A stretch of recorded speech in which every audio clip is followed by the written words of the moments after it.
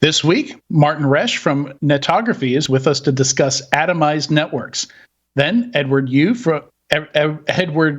from Extra Hop joins us to talk about an MRI for the cloud. Finally, in the enterprise security news, funding in cyber is still healthy, though we don't have many funding announcements this week. Tetris raises 44 million euros to fight cyber threats.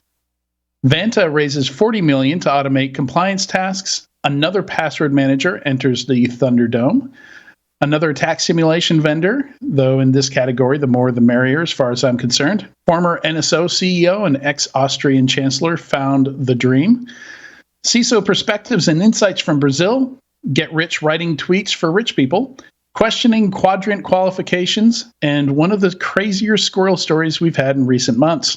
All that and more on this episode of Enterprise Security Weekly. This is Security Weekly, for security professionals, by security professionals. Broadcasting live from G-Unit Studios in Rhode Island, it's the show where we talk security vendors and aren't afraid to name names. It's Enterprise Security Weekly. Don't leave the door open. Secure your APIs with the Curity Identity Server. Curity allows you to centralize identity management policies with a solution developed by an expert team using well-established standards. Curity facilitates scalable security for apps and websites by offering a unique combination of identity and access management with API security. Protect your users, secure apps and websites, manage API access. Start your free trial today at securityweekly.com/curity. Customers want fast and frictionless digital experiences, yet also expect protection against breaches, privacy violations, and fraud. Drive engagement by optimizing security and convenience to attract and retain customers. Use the PingOne cloud platform to build, test, and optimize digital experiences. The no-code orchestration engine weaves together authentication, user management, and MFA, all of which can enhance security, drive engagement, and boost revenues. Visit securityweekly.com/ping identity to learn more. Welcome to Enterprise Security Weekly and happy Chicken and Waffles Day. This is episode 293, recorded on Thursday, October 20th, 2022. I'm your host, Adrian Sanabria, and joining me is Sean Metcalf. How are you, Sean?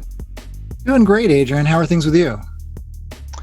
Pretty good. I had to actually jump away from my script here because we've got some co-hosts that were delayed a bit today, but Sean was able to join us at the beginning here, and I'm really excited about this interview and slightly less excited about Chicken and Waffles Day. I'm not a huge Chicken and Waffles fan. I feel like it's a bit much putting all that together. It is a bit much. It's like lunch and dinner in one, or breakfast and lunch and dinner in one meal. Yeah, I've had it and it was tasty. It's just not something I would eat all the time. It's super rich. No debate there. Yeah, kind of like a fried Oreo. Like objectively, yes, it tastes good, but it's not going to be on the weekly menu. Yeah, then you fall under the Dr. Ian Malcolm side of things. Like, just because you can do something doesn't necessarily mean you should, and it's not for everyone. I like ice cream, but I don't necessarily want to fry my ice cream. Exactly.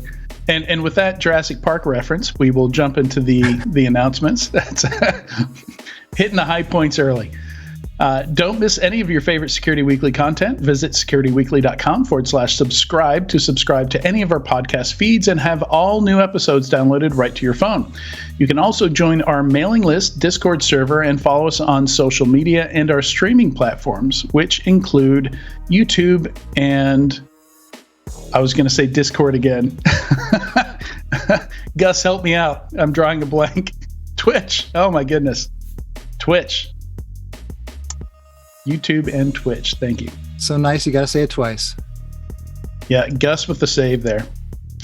All right. Today's topic is, and I took some creative liberties putting together this title. I hope you're okay with that, Marty, but calling it Situational Awareness in an Age of Dispersed Assets and Atomized Networks. That's a mouthful. I like it. No, I'm having fun with it. So it's interesting. Well, let me finish introducing you here. For folks who don't know, Martin Roesch is the CEO at Netography. He's also well known for creating Snort, founding SourceFire, and building Cisco into a bit of a security company, and is also an early pioneer of the open core business model, which I actually had to look up. But welcome, Martin. Thanks for having me. Appreciate you putting me on today.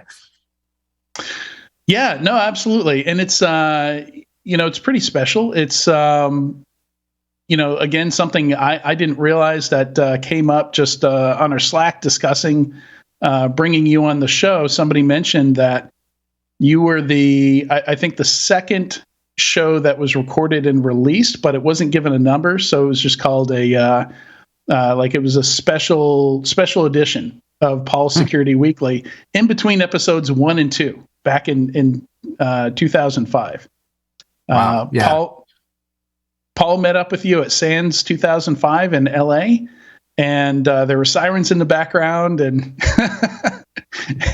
it wasn't the best quality recording, but it was a really good conversation. And some of what I gleaned from giving that a listen now, all these many years later, kind of inspired some of that title, because that you talked a lot about situational awareness fabric back then. Yeah, which I think is a great, and I think that's one of your superpowers here is coming up with good metaphors and terms for understanding concepts. Yeah, I've noticed you've got a ton of them. Yeah, it's I found that it's really necessary in the security world to have good metaphors to talk to people about it, because security is like super esoteric, and you really have to know a lot of kind of backstory to really make sense of the things that you're hearing. So one of the things I discovered as I was building SourceFire back in the old days was that you needed to be able to talk to people who had no idea what you were actually, had no foundation to even have an idea about what you were talking about. So good metaphors became like critical to be able to do it. And also, good metaphors to some degree, the demonstration that you understand the material enough to be able to draw, analogies in the, kind of the real world, as opposed to this very cyber digital, whatever world that we exist in today. Yeah. And it's to put people in the right frame of mind, one of the questions was something about like your everyday carry, like what did you have with you? And, one of the things was a 60 gigabyte iPod video, to help people kind of put this stuff in context. I think there was a Treo that you also carried with you. Apple laptops Apple laptops were called PowerBooks still back then. Yeah. So. Yeah, it was incredible. Pre-iPhone, it's fascinating. I really should go back and listen to it, because it's like, it'd be interesting to see what I was talking about then, because I bet you a lot of the themes are similar to what we talk about today, because the problem hasn't really changed all that much. It's kind of the venue or the architecture or the kind of the composition of the environment that you're trying to do it in has radically evolved. So, but the fundamental needs really don't change over time, like you expect they might. Well, that's kind of what I intend to do today, is sprinkle bits of what you were talking about back then in with today, because you're spot on. There are definitely some parallels between the two. So yeah, back then, the current version of Snort was 2.4.3. SourceFire was 4 years old, and you had, and this was the thing I had to look up here, but you had to, what was it again? The open core business model. So totally familiar with that business model, but didn't realize it had that name. It's basically like, how do you create a business out of an open source product? Yeah, well, that was it. I don't think it actually did have a name back then. Was I calling it open core back then? No, that just came out of your bio. Okay, yeah. Yeah. So when I was contemplating getting SourceFire started, I had Snort, and Snort was everywhere, and it was being used like very, very widely.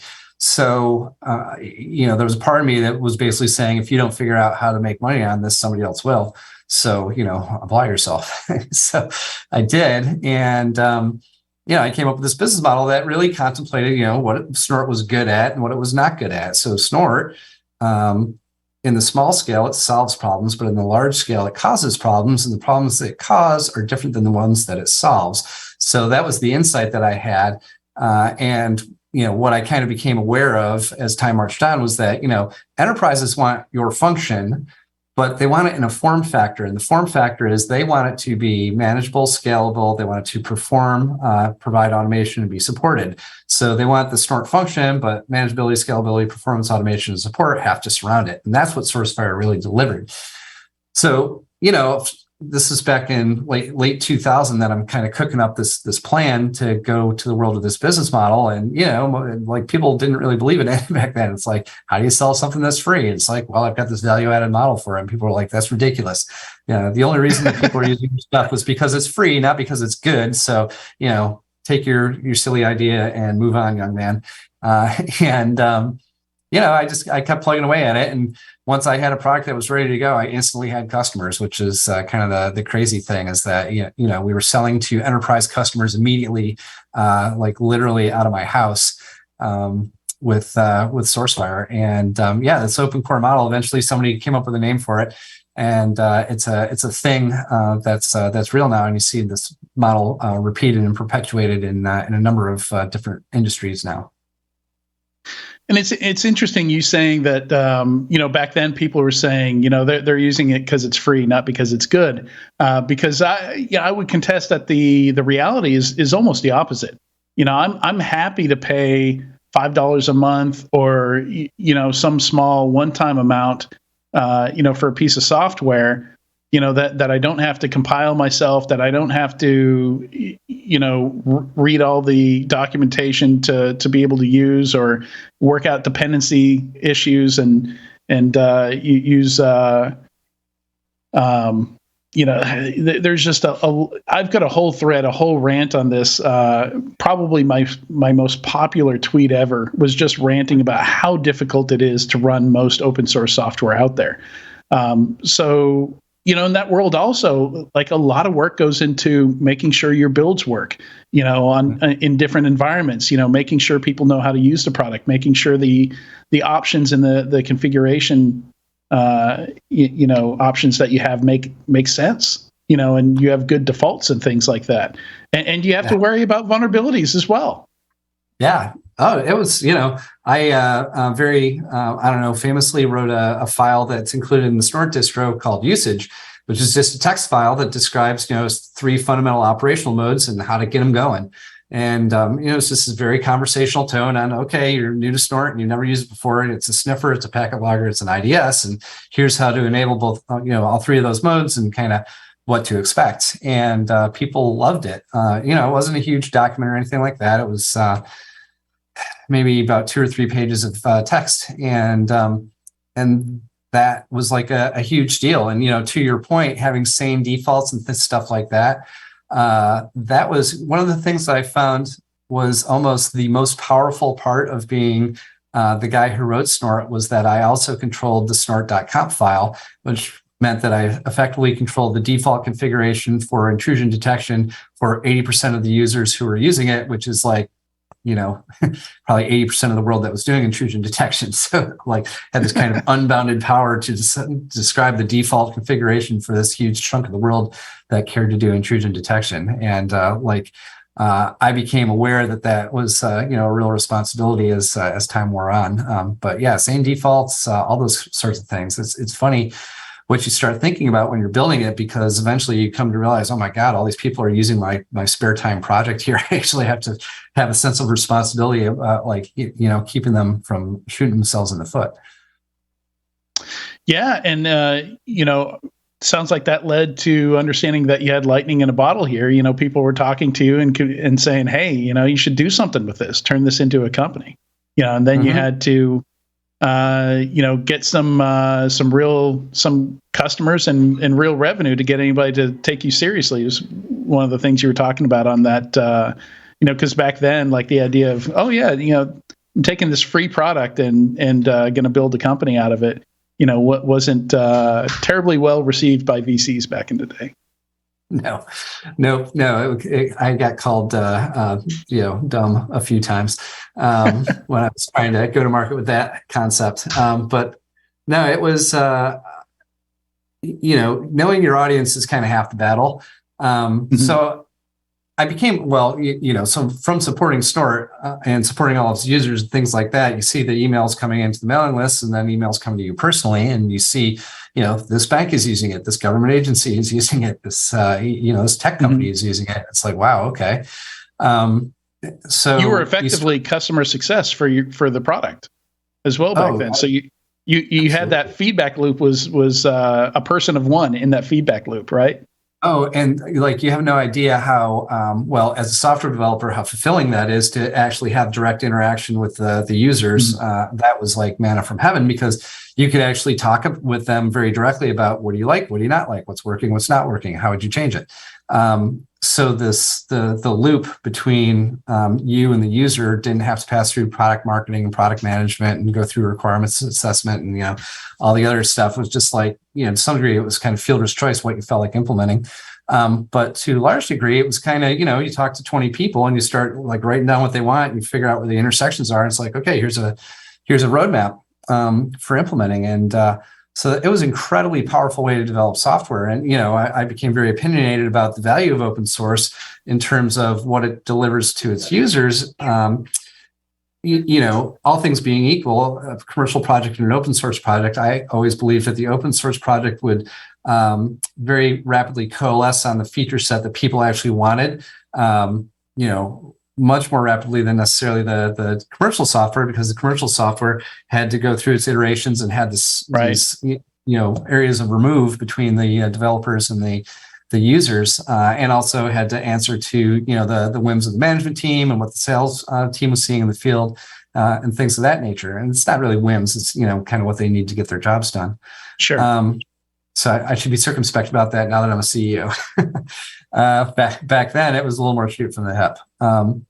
But yeah, it's an incredibly powerful way to develop software. And then, went to market. And I felt like I really fundamentally understood what people needed to make Snort kind of enterprise grade, all the things around it, the management infrastructure and stuff like that. And I was right.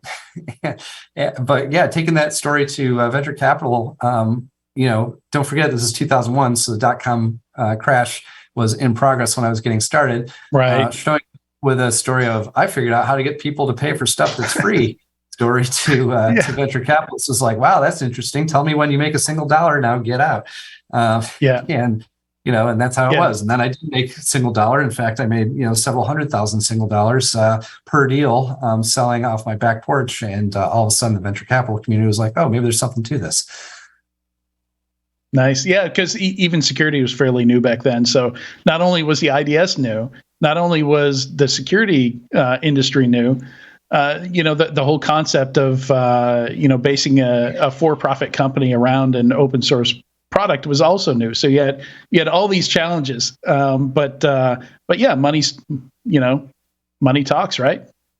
Money talks, sure does. Like, if you're right, the market's going to let you know.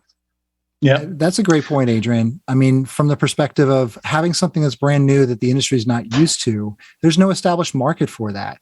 Apple is built on other things. The iPod, when it came out, since we were talking about it, wasn't new at the time. There were other portable media players at the time, but they figured out how to make it better. So it's just kind of advancing and improving upon that. So what was your idea around, okay, I have this new thing that I think is important, how to get that out there? Was your approach to open source it and then maybe later make it a product? Or were you just like, this is a need, I think we should do this, this is the right thing to do? Well, Snort came about because I was teaching myself how to do security. So I literally, I got started in security in 96 and I was doing stuff as a government contractor. And, teaching myself was part of, there were no degree programs or anything like that. If you're going to learn security in college, you're going to learn about cryptography. And that was about it. So if you wanted to learn how to do real-time network traffic analysis and intrusion detection or port scanning or making firewalls and things like that, the best way to do it was to write your own software. And I'm an engineer by education, so I wrote my own software. So Snort started out as me exploring how to write intrusion detection systems and kind of getting hooked into this kind of this dopamine pump of every week or two doing a release of Snort and getting feedback. Oh, this is really good, or change this, add that, that sort of thing. So before there was social networking, I guess Snort was my social network, and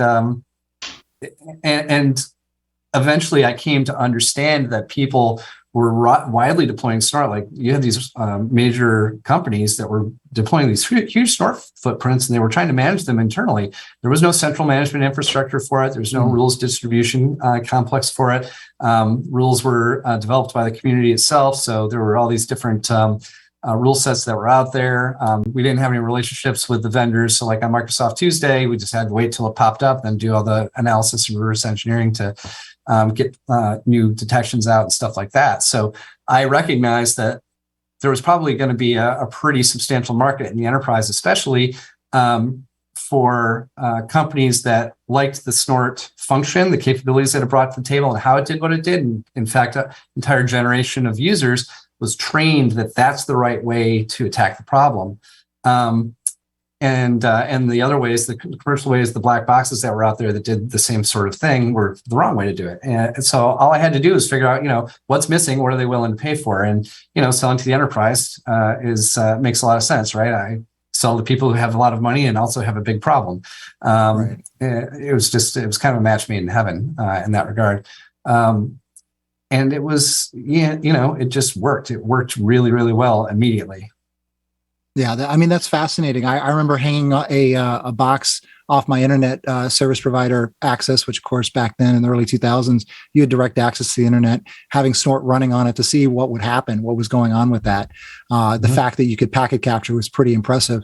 I also did a lot of government contracting at the time, and with the thing with the government is they didn't want to support open source. They had rules around how you could use open source. And ultimately they evolved into a rule where as long as there was someone they could pay for it, then they could leverage those products and really start supporting it because there was support behind it. Did you think about that before it, since you had done some government work, or was that something that just kind of happened naturally by making this company to support and have the management aspects to the product? It happened kind of naturally. I did hear that kind of thing over time. Hey, we like to use this, but we need it to be commercial for us to, we need to be able to pay for something for us to use it in our environment, because that's kind of the rules around here. I didn't specifically target the government, but so much the government was using Snort by the time I even got started that we had very natural uptake immediately. And this was just before or right around the time period that things like common criteria were coming into effect. So Snort itself was widely penetrated into the government. In fact, governments all over the world. So when the product came along, there was a lot of demand for it right away, which kind of started the flywheel of there's money there, so let's go do what we got to do to go get access to it. And these customers, they wanted it. As well, we're using Snort. We're going to deploy you guys because you're the Snort guys, and that's what we use around here. And we're willing to pay for it, and at government rates and all that stuff. So we had a pretty good government business at SourceFire. I think it was about 20 to 25% of our business typically. So it was they were a good customer. Provided great feedback. They're always very appreciative too of both the open source and the commercial. So it was a nice relationship that we had with the government in the SourceFire days. But you saw it also at enterprises where they're like, we can't use your stuff until we can pay for it and get support. Like we have an open source policy that requires somebody to be out there for it. Yeah. So I want to connect it with the present a little bit here. I want to talk a bit about visibility, and going back and listening to that interview. You're talking about what inspired you to create Snort, and you were trying to look at RPC payloads, and the packet captures were all in hex and didn't have like the ASCII column.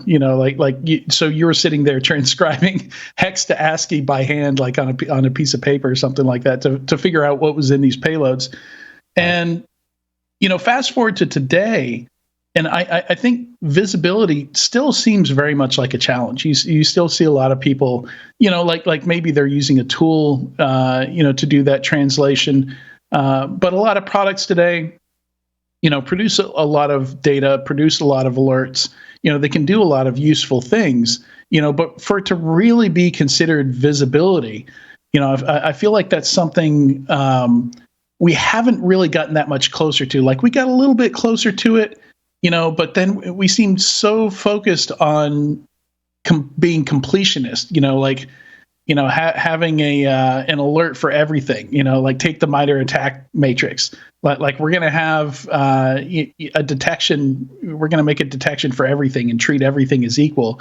When in the real world, maybe that's not the case. So it's interested in your opinion on. I mean, what was driving Snort? Is that what's driving Netography today? That everything's still very kind of chaotic and unorganized, and the need for visibility where you need it, when you need it. Yeah, I think it's it's similar but different. Visibility where you need it, when you need it, is actually a big deal right now. So here's kind of our viewpoint on it now. So the thing about Snort is like a scalpel, right? You put it at a point in the network, and then you give it a configuration, and the Snort rules are very simple. They tell you tell Snort what to look for, and it tells you when it sees it. That's its whole job. But the things that it looked for are very discrete packet level detections of things like attacks or anomalies or things like that. What Snort doesn't have is like a very broad vantage point of the total network, because Snort can't record everything. You can put Snort into packet logger mode, and it can, like, every packet that passes through it, you can have obviously drop to the disk, but that's not a great thing to do. It's performance intensive, and it's also it takes up a lot of disk space, obviously, especially on modern networks. So that's a problem. And so much of the traffic is encrypted now. Also, recording packets so you can look back at them later, like most of them are just going to be effectively line noise. So that's a big set of problems. And Netography is almost like, in a lot of ways, the opposite of Snort. In some ways, there was another technology we developed at SourceFire that I probably talked about in 2005 called RNA, or real-time network awareness technology, which was also a deep packet inspection system. So the problem that we have with deep packet inspection today on modern network architectures post-pandemic is that modern network architectures are dispersed. This is when we talk about these atomized networks, that's kind of what we're talking about, right? So what happened when the pandemic hit? Everybody got sent home, and you used to do a project where I'm going to move the data center in Houston to the cloud, and we have a project manager, and we have all the stakeholders get in a conference room and do weeklies, and then they turn out readouts to the CIO, and then eventually all the boxes are checked and everybody's happy, and they move the thing to the cloud. That was pre-pandemic. Post-pandemic, everybody got sent home, and it's like, just get your job done. So people did. They just stood up whatever they needed, wherever they needed it immediately. And today we're into what we call the atomized network, right? We have these multi-cloud, hybrid cloud with on-prem enterprise networks now. Well, try deploying a deep packet inspection technology in a relevant place in that world, right? So these networks I came up with a thing for it like literally 2 weeks ago. They're dispersed, ephemeral, encrypted, and diverse, right? So dispersed, they're in the cloud, they're on-prem. They could be just about anywhere. They could be an OT network someplace. They could be a space station. They could be a submarine. They could be a research base in Antarctica, for all we know. So you've got that issue of locality. Where are these things and when are they there? You got the encryption problem. Obviously, Snort is radically different depending on what it can do, depending on where it is and if it's exposed to encryption or not. If it's exposed to encryption, it can't really tell you a whole lot. Traffic has to be decrypted for it to be able to do its thing. And then you've got this, ephemeral things come and go. You need to be where we need you when we need you there. That doesn't work very well for a kind of a static defense like a DPI technology. And then diverse, like IT, OT, cloud, could be anything. So you got to be able to incorporate that everywhere you are. So I've been noodling on this a lot, especially over the last few months, talking about, comparing and contrasting what we have built, which is a pure SaaS. We don't look at packets, we look at flows, but flows show up in real time, so we can still have a real-time vantage point in the network. And to your point from your episode title at the beginning, we really are delivering a situational awareness platform that's truly a situational awareness platform because we can look at everything. We use a real-time rules and model engine to be able to extract an event on things that are happening. But because we're dealing with network metadata and streaming it all off to disk, regardless of whether or not we detect something, it's a radically smaller set of data. But if you need to do look back and threat hunting and stuff like that, or rerun a query set on this data that's been stored, you can do it. So it really changes the game and gives you a much more operational real-time view into the network, while also having this ability to do, what we call retrospection, to be able to look back and dig stuff up when you need to. So it's quite powerful, and it's delivering similar capabilities that you get with a intrusion detection engine or an NDR platform, but it's doing it in a very, very different way with an extremely different footprint. There's no software or hardware to deploy, which is radically different. And because of the way the thing's licensed, is subscription instead of being licenses that are running on appliances to enable the management channels and integrated with a centralized management platform. It's not like that at all. It's like, oh, you've got capacity in your license. You need to stand up visibility in Italy today. Well, you don't need to call us. You've got capacity in your license. So just spin it up and you're up and running, and that's it. You'd be up in, minutes.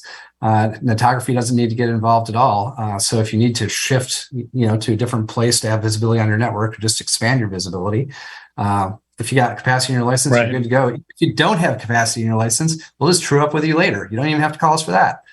Right. Sean, real quick, I know Sean has a question, but since you mentioned licensing like that, I don't know if I should name names, but back when breach detection products were kind of the big hotness, these appliances that would analyze malware, kind of capture it on the network and analyze it in real time. Kind of the big 800-pound gorilla in the space at a time licensed them by box. So when we were buying one of these, which I actually recommended against, but that's a different conversation. We could only afford one box, so of course we put it in the headquarters. But all our malware issues were all in the sales offices, the manufacturing, all the smaller places where we couldn't put this $250,000 box. And lo and behold, competitors came into the business with a consumption-based license model where it was by bandwidth.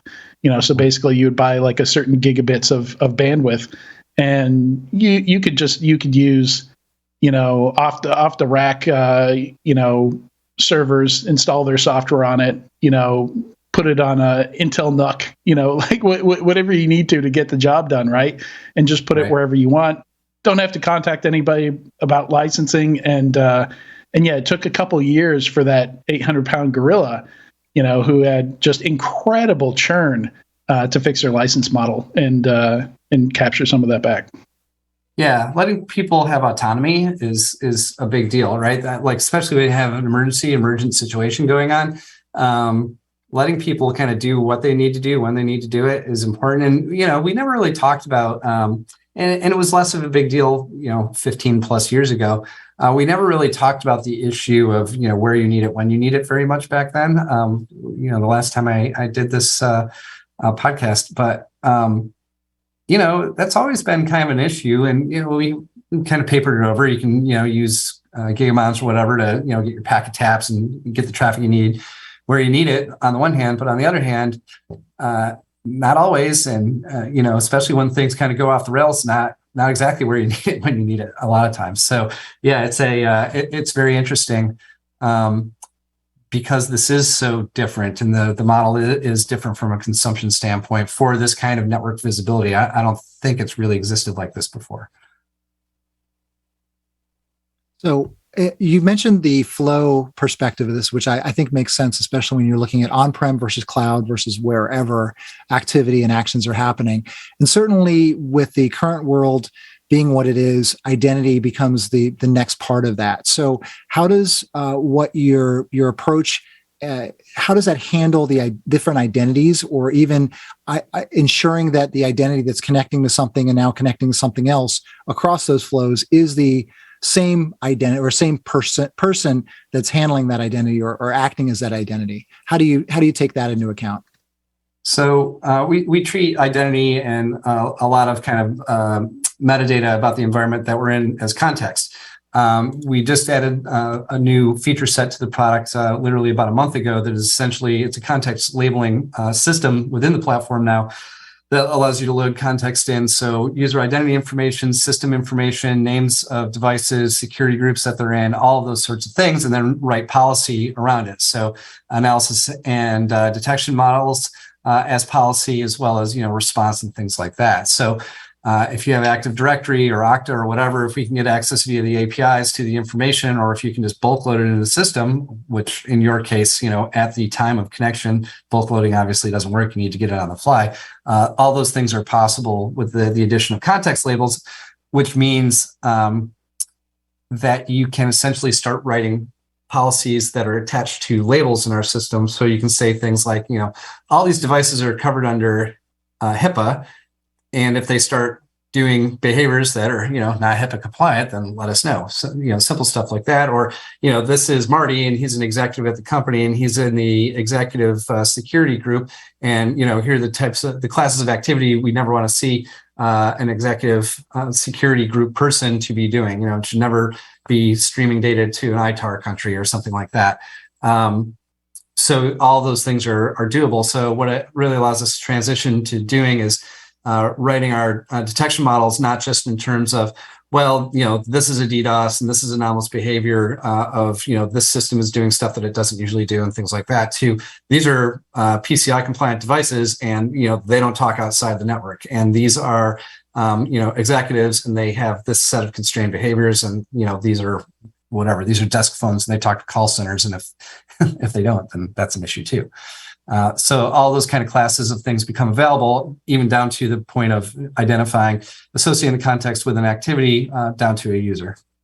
So if I'm following you accurately on this, then you could actually identify the difference in context of a person being on-prem in, their office, authenticating through Active Directory, then jumping through Federation to connect to a cloud resource, versus a user that's coming through VPN and then getting authenticated by something like Okta, or even connecting in from an AWS or Azure instance. Being able to have context around those provides some insight into what potential activity should be expected and even approved to a certain approach, correct? Yeah, all those kinds of things are possible in this platform. And, it's very powerful.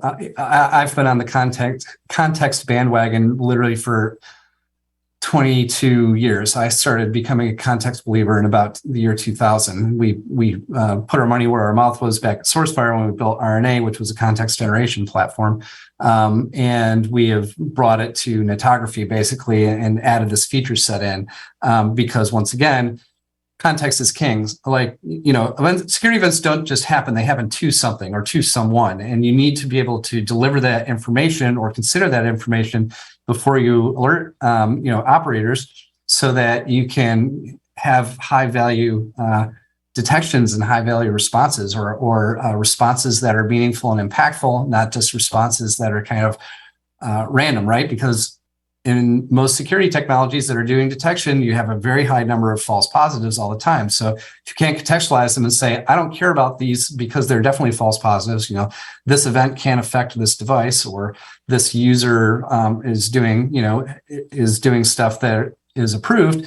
If you can't do that sort of thing, then being able to take the next step and do automated responses is extremely difficult because people get ticked off when the CEO gets fired up when you shut off his email because some machine learning model got tipped over and said, "Oh, this is a bad thing, and now I'm going to stop it."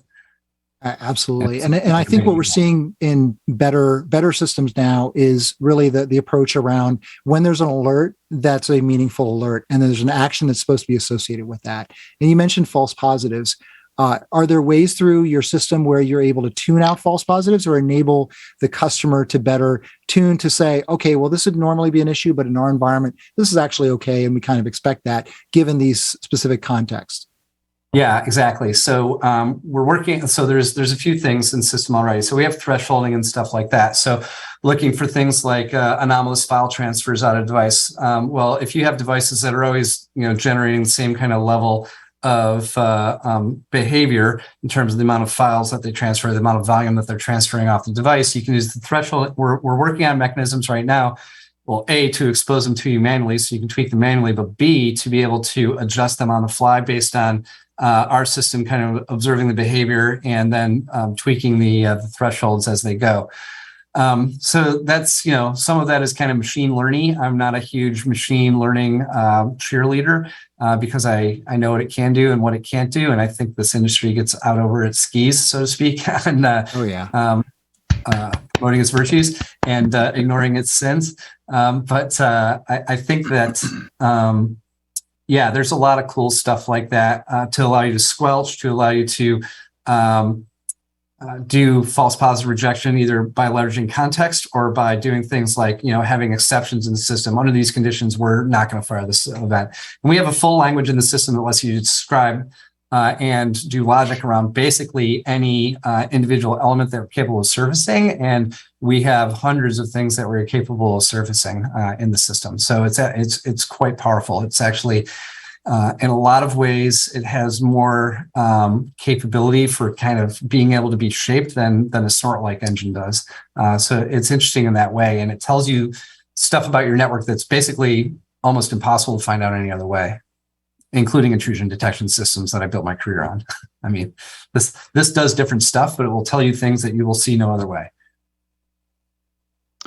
So the two E's in your acronym DEED, the ephemeral and encrypted, so first the ephemeral, one thing I used to ask a lot of companies back when I was an industry analyst was, because there are a lot of companies saying, yeah, we work fine in the cloud, referring to the cloud as EC2, and maybe it's an agent-based company, and saying, sure, you can install our agent there. But then my next question is like, okay, what if this is, a company that's auto-scaling resources up and down? How's your dashboard look if I create and destroy 8,000 instances in AWS today? Like, does it, does it know how to display that information? Like, clearly different kinds of resources you have to treat a bit differently. Otherwise, they just, they kind of DOS the interfaces that the analysts use. And then the question on the encrypted side is clearly that's another big change that we've seen since 2005. I forget what percentage of websites were HTTPS back then, but it wasn't a huge percentage. It certainly wasn't everything like today. And, encryption in general has been, so pervasive that, a lot of products like Netography kind of had to, you gotta, I'll let you tell me, but, obviously you had to kind of shift product strategy there a bit, or, your tactics and how you understand what's going on. Or use TLS inspection, which I know a lot of people aren't fans of. Yeah, well, TLS inspection is kind of, it's expensive. Like, it's computationally expensive, it's financially expensive, it requires curation, care and feeding and stuff like that, just like anything else, any other components. So you've got all that kind of stuff. Well, I think part of, as they say, part of getting better is admitting you've got a problem, right? So in the traffic analysis world, we've been band-aiding the fact that encryption is becoming more and more pervasive for a long time, just either ignoring it or, deploy this $50,000 encryption decryption platform, or, we've got decryption capabilities baked into the hardware on our next-gen firewall, and if you turn it on, you're going to pay an 80% performance penalty, but you'll be able to see. And it's like, okay, we're kind of ripping the Band-Aid off and saying, hey, you know what? Everything's going to be encrypted. So let's get over trying to look inside the packets to see what's going on, which is one of the reasons that we went with Flow. So we're a metadata platform. We're looking at metadata about the network, and we're looking at the metadata about the context of the network as well to pull together the picture of what's going on, instead of trying to look at every packet and put together every flow and things like that, because it's not going to work. Like the juice isn't going to be worth the squeeze 5 years from now. 5 years ago, there was a lot less of it than there is now. 5 years from now, there's going to be a lot more of it. And the amount of money that you've got to pay to get the capabilities that are delivered for the amount of overhead that's required in terms of manpower and curation of the technology and the detection rule set and trying to deal with the data that comes out of them, and then not having the surrounding data that you need when an event does go off to, kind of follow the threat and stuff like that, versus just saying, hey, you know what, all traffic's going to be encrypted. So we need to get into a system that doesn't care anymore and is fundamentally architected to live in that world. We can live off the land there still. And if we stop trying to dig into the packets and start working on methods to be able to surface information from the data set we can still get for free. We used to be able to get packets for free. We can't anymore, but we can get flows for free, and we can get context information about the environment for free. Then we should do that. And we should build the best platform we can that does that and give people the ability to comprehend their atomized networks as one entity. Not just a collection of, my Azure cloud, my Amazon cloud, my on-prem stuff with different vendors and different tools and different languages and, different teams that run them. So you got that whole issue. And I think that's like, hey, what if we just like rethought the problem and went after it that way, which is basically what we're doing here in Netography.